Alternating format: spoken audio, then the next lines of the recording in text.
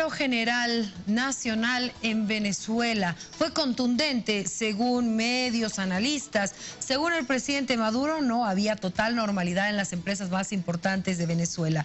Y quiero dar la bienvenida, por favor, a Carlos Cordero, analista político. Bienvenido, un placer tenerlo acá, Carlos. Muy buenas noches, Priscila. Para mí es un gusto estar acá y compartir, bueno, con quienes en este momento están viendo el programa.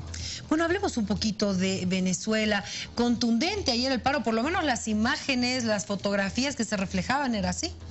Sí, varios testimonios han mostrado, sobre todo imágenes muy gráficas de algo que no había ocurrido en los últimos 14, 15 años, que es un paro nacional. Porque generalmente las movilizaciones se hacen, como en Bolivia, en la sede de gobierno, en Caracas, y hay algunas ciudades emblemáticas que se llegan a sumar a estas movilizaciones, pero en esta oportunidad se calcula que por lo menos entre un 80 a un 85% del país quedó paralizado.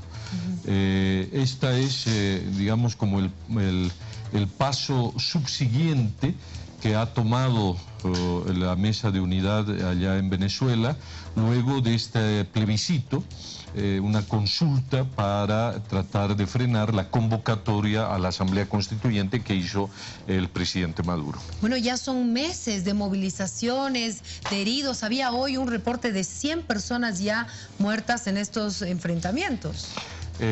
Son cifras escalofriantes porque son más de 100 días en movilizaciones de enfrentamientos básicamente de jóvenes, de gente que sale a las calles a hacer bloqueos rápidos y temporales. Y este ha sido, el anterior ha sido un bloqueo, un paro a nivel nacional. Evidentemente son más de 100 heridos, que se suma a la escalofriante cifra, Priscila, de 27.000 muertos al año por hechos de delincuencia. Venezuela hoy día es uno de los países, Caracas es una de las capitales que muestra los más altos índices de delincuencia urbana. Pero la gente llega a tal grado de desesperación que por una bolsa de comida, por un par de zapatos, por una prenda de vestir, pues están haciendo esto, delincuencia para satisfacer necesidades básicas, ¿no? Si me permite, por favor, Carlos Cordero, con nosotros en estudio, y nos vamos hasta Venezuela. Quiero saludar al periodista de Radio Noticia y Televisión Venezuela, Harley Monseguileman, con nosotros. Harley, bienvenido. Gracias por aceptar este contacto con el programa. Buenas noches. Hola Priscila, muy buenas noches para ti y para todos los televidentes que nos sintonizan a esta hora. Muchísimas gracias por la invitación y un gusto poder conversar contigo nuevamente. Bueno, para nosotros es un placer tenerte. Estamos haciendo un seguimiento junto a tu persona y a los medios, a las redes, de todo lo que está sucediendo con Venezuela. Ayer fue contundente este paro. ¿Cuál es la evaluación que se tiene hoy? Así es, los dirigentes de la oposición han dicho que en 85% se ha cumplido este llamado a paro cívico hecho por la Mesa de la Unidad Democrática. Lo que también resulta un poco atractivo en esta situación es que no solamente se paralizaron las empresas, cerraron los comercios, sino que también el transporte público decidió paralizarse, esto atendiendo el llamado de la Mesa de la Unidad Democrática.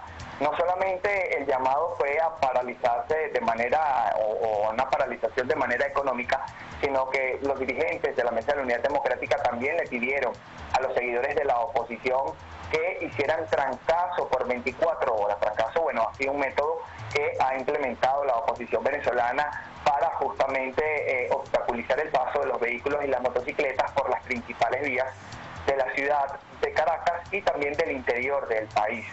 Esta situación pues causó un poco de molestia en algunas personas que necesitaban justamente trasladarse de un sitio a otro. Esto hizo que nuevamente los cuerpos de seguridad del Estado arremetieran con gases lacrimógenos y con perdigones contra los manifestantes para justamente realizar la apertura de las vías y pues normalizar el tránsito en la ciudad de Caracas. Esta jornada de protestas del día de ayer dejó por lo menos 3 personas fallecidas confirmadas por el Ministerio Público, 2 de ellas en el estado Carabobo y otra en el estado Miranda, muy cerca de la ciudad de Caracas. También se registró una situación irregular en los alrededores del canal del Estado Venezolana de Televisión. Allí las personas justamente acataban el llamado de la Mesa de la Unidad Democrática y trancaban la vía, mientras que al llegar funcionarios de la Guardia Nacional Bolivariana con bombas lacrimógenas y perdigones, intentaba entonces reabrir esta vía, y ahí se generó un enfrentamiento entre los protestantes y los cuerpos de seguridad. Hay un dato curioso también en esta parte del día de ayer, y es que justamente dentro del canal del Estado Venezolana de Televisión, los trabajadores desde la azotea lanzaban también objetos contundentes como botellas, piedras a los manifestantes, y se generó entonces un enfrentamiento de los manifestantes contra las fuerzas de seguridad del Estado y los trabajadores de Venezolana de Televisión. Este hecho, el presidente de la República, Nicolás Maduro, responsabilizó al alcalde del municipio donde se encuentra la sede del canal del Estado, que es el municipio Sucre, Carlos Ocarín. El enfrentamiento continuó desarrollándose, la represión siguió hasta horas de la noche en la ciudad de Caracas, Priscila. Harley, de verdad lo que nos está relatando es muy importante. ¿Cómo está trabajando la información los medios de comunicación? Porque es algo que también nos llama la atención. Se utiliza muchísimo las redes sociales para informar. ¿Cómo se está manejando este tema? Bueno, en Venezuela desde hace varios años atrás hay una ley de responsabilidad social de radio y televisión que justamente limita un poco la función de los medios en cuanto a la información, a los horarios y a las imágenes, al tipo de informaciones que se transmiten. Por lo menos hay canales que, bueno, justamente se apegan también debido a que sus mismos trabajadores denuncian que hay presiones por parte de CONATEL, que es el ente que se encarga de regular entonces lo que sale en los medios de comunicación. Esto es información que se corre a través de las redes sociales. Se habló en alguna oportunidad de una supuesta reunión que sostuvieron los dueños de los medios de comunicación con CONATEL. Allí, al parecer, se dio algunas normativas en cuanto a la transmisión de algunas actividades en el país. Sin embargo, nada de esto es oficial, no hay documentos que afirmen esta reunión y tampoco hay quienes la desmientan. Entonces es un poco cómo se lleva la comunicación aquí en Venezuela, Priscila. ¿Podría decirse que la presencia de medios internacionales es vital para llevar al mundo lo que realmente pasa en Venezuela? Bueno, cualquier persona que con un teléfono inteligente y transmite en sus redes sociales es vital en cualquier parte del mundo para llevar justamente lo que está sucediendo en ese lugar. Sin embargo, en Venezuela ocupan un papel bastante importante los medios de comunicación internacional, debido a que, bueno, justamente no se rigen por las normativas y las leyes venezolanas y tienen un poco entonces más pueden entonces transmitir incluso por manera sin ningún tipo de tiempo fijo o de ningún tipo de plazo, transmitir lo que está sucediendo en el país, Priscila. Harley, ya son más de 3 meses de esta movilización. ¿Qué es lo que se ve en las calles, en los mercados, en las farmacias? ¿Cómo está la gente? Bueno, lo que se puede ver en la calle es mucho descontento de los ciudadanos que justamente quieren un cambio de país. La oposición ha dicho que es cerca del 85% las personas que quieren un cambio de gobierno. En la actividad reciente, la consulta popular realizada por la Mesa de la Unidad Democrática, fueron más de 7.500.000 personas que votaron en contra del proceso de la Asamblea Nacional Constituyente. A este proceso o a esta consulta se sumaron también algunas personas que antes eran funcionarios del gobierno del presidente Hugo Chávez y que ahora no coinciden con esta idea de la Asamblea Nacional Constituyente que impulsa el presidente de la República, Nicolás Maduro, aunque en ocasiones también se siente el espíritu un poco agridulce. Las personas a veces salen a las manifestaciones con mucha esperanza, pero otros días las movilizaciones son un poco más escuálidas, no con mucha presencia de personas, y esto pues refleja que algunas personas tal parece que están cabizbajas, un poco desesperanzadas también con la dirigencia opositora, Priscila. Harley, muchísimas gracias por este contacto y una visión de lo que pasa en Venezuela. Ha sido un placer y vamos a seguir molestándote, por favor, para hacer el seguimiento y que llegue la paz a Venezuela. Para mí es un verdadero gusto. Gracias, Harley. Buenas noches. Bueno, escuchábamos en directo, Carlos, lo que está pasando en Venezuela es realmente dramático.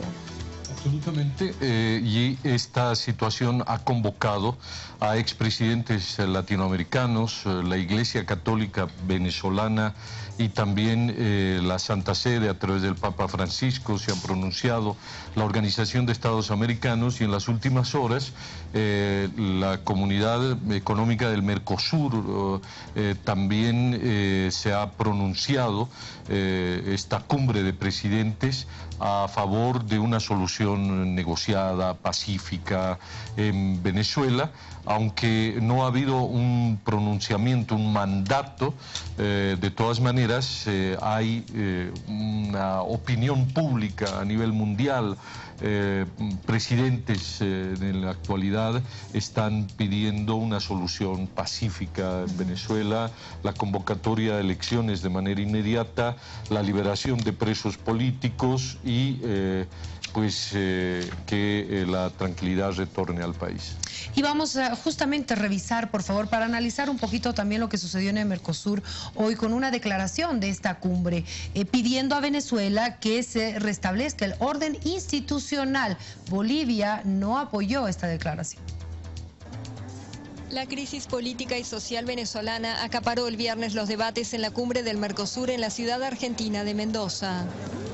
El encuentro terminó con una declaración en la que urgen al gobierno de Venezuela, suspendido del bloque desde diciembre pasado, a restablecer el orden institucional y el Estado de Derecho. Pidieron además el cese de la violencia y la liberación de los detenidos por razones políticas, al tiempo que llamaron al diálogo, según el texto que firmaron también Chile, Colombia y Guyana como países asociados y México. Bolivia, en proceso de adhesión, no suscribió la declaración.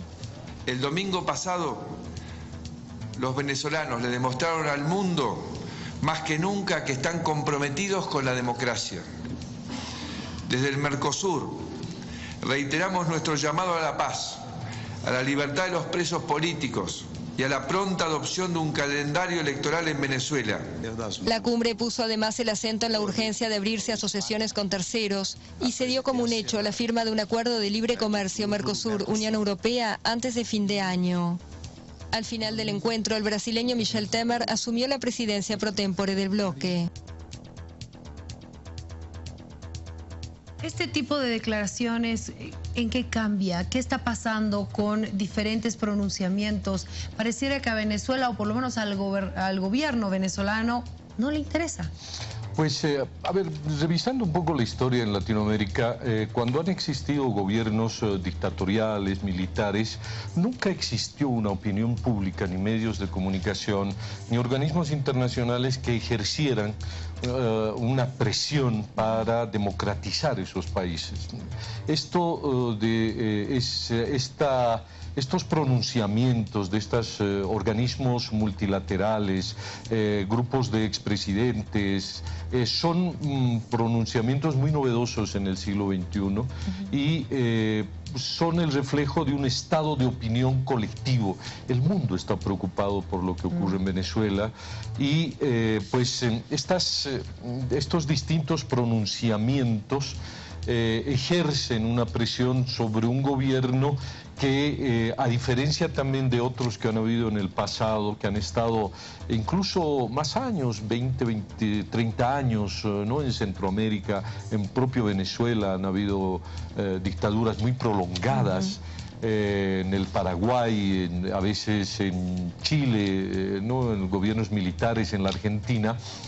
A diferencia de ellos es que también existen formas de afianzamiento en el poder, ¿no? O sea, Venezuela el presidente Maduro tiene a su favor que fue un presidente electo por el voto popular.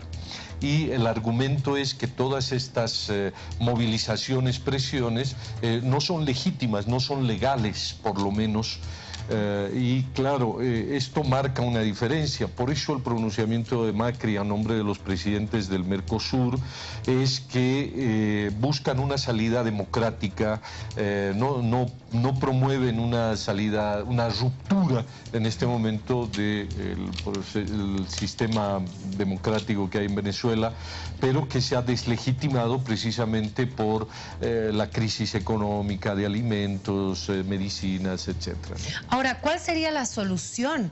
O sea, porque se va Maduro y entra la oposición, tienen un país realmente dividido en este momento. Entonces, ya será pues ahora la gente de Maduro, de Chávez, quienes van a ir en contra de la oposición. ¿Cuál sería la solución salomónica para que llegue la paz a Venezuela? Pues la propia Mesa de Unidad Democrática lo ha planteado, es decir, lo que se busca es un gobierno de transición que puede estar conformado por un grupo de civiles y quién sabe también de algunas instituciones como las Fuerzas Armadas, que sea un gobierno de transición y que en un plazo de 6 a 8 meses, a 10 meses exagerando, pudiera convocar a elecciones y que en estas elecciones participen tanto los miembros de la oposición como los del gobierno de la corriente chavista, digamos, del oficialismo, porque en las actuales circunstancias no le sirve de nada que la oposición pueda promover un salto al poder, un asalto al poder, ¿no?, por la vía violenta. Eso no le va a garantizar la estabilidad. En absoluto, y además se deslegitimaría frente al pueblo venezolano y frente al mundo. Por eso la solución es un gobierno de transición cívico-militar que convoque rápidamente a elecciones. Algo así ha sucedido en Bolivia a finales de los 70, con el gobierno, al final del gobierno del presidente Banzer, hubo una amnistía general y restricta y las primeras elecciones después de ese gobierno de aproximadamente unos 7 años, hubo elecciones en 1978 y eran las primeras elecciones después de muchos años del gobierno militar. Entonces, esta salida es lo más aconsejable, lo más previsible e inclusive lo que ha planteado la Mesa de Unidad Democrática. Bueno, yo le preguntaba a Harley, al periodista en Venezuela, ya más de 3 meses en esta movilización, es impresionante. ¿Cuánto más puede soportar el pueblo venezolano y cuánto más puede soportar el gobierno de Nicolás Maduro estas presiones?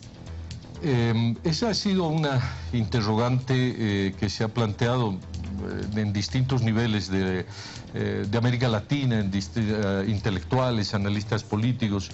Ocurre que en Venezuela existe una estructura de poder que también responde a una división de la sociedad. Es absolutamente cierto lo que ha dicho usted, Priscila, en sentido de que Venezuela hoy está dividida. Hay gente que apoya todavía al gobierno del presidente Maduro, que son chavistas de corazón, que creen en el proceso que se ha llevado adelante en Venezuela, pero también hay una parte importantísima de la sociedad venezolana que tiene escasez de alimentos, que tiene problemas para conseguir medicinas, que denuncia hechos de corrupción, vinculaciones con el narcotráfico, y hay ya una fatiga social y colectiva. Y claro, en este momento también hay mecanismos por los cuales el gobierno de Maduro se aferra al poder, instituciones, las Fuerzas Armadas también están comprometidas. El otro día el señor Almagro, secretario general de la Organización de Estados Americanos, hizo una denuncia también escalofriante. Sostenía que en Venezuela existen 15.000 cubanos, ¿no?, que son prácticamente un ejército, ¿no? Es decir, 15.000 ciudadanos cubanos que están en Venezuela y que seguramente viven bajo la protección del régimen de Maduro, que tienen alimentación, techo, etcétera. Y claro, esto muestra una sociedad dividida. ¿A quién le conviene más que se mantenga esto? Pues yo diría que a los acreedores. En el caso de Venezuela, Venezuela tiene comprometidos sus ingresos con acreedores que le han facilitado armamento, que le compran su petróleo, etcétera, con quien tiene deudas. ¿Hablamos de? China en particular. Hay una paradoja muy grande que no lo entienden y no lo pueden explicar muy bien los economistas, sino a través de que se está produciendo una masificación y una corrupción de pues, características verdaderamente escandalosas. Es que Venezuela es uno de los países más ricos en petróleo y tiene también una enorme deuda externa, y en este momento pues es un país quebrado económicamente, no produce prácticamente nada, depende de la importación de alimentos. Y todo esto hace que sí, el futuro de Venezuela, la reconstrucción de Venezuela va a ser muy compleja y va a requerir el apoyo de todos los países latinoamericanos para tratar de restablecer una economía que sea productiva, que empiece a resolver los problemas básicos de la gente, como es comida y medicinas para su gente.